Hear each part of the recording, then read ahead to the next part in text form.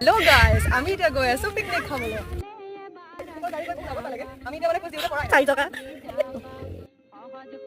এতিয়া আমি গৈ আছো পথাৰৰ লুংলুঙীয়া পাতে। তাৰ কোনো ভৰসা নাই, সেয়েহে আমি সম্পূৰ্ণ যা-যোগাৰ কৰি আহিছো। টিকলিং বতা কাটি লিখা ন একদম নাজানো। গন্তব্যস্থানটো আমি পাই গ'লোহি।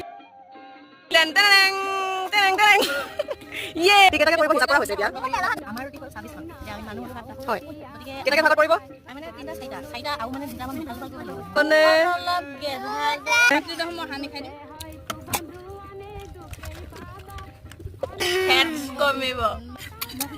Yes guys. হেড গাইছ আছে। My God, কি পেনি এই গুছি দি।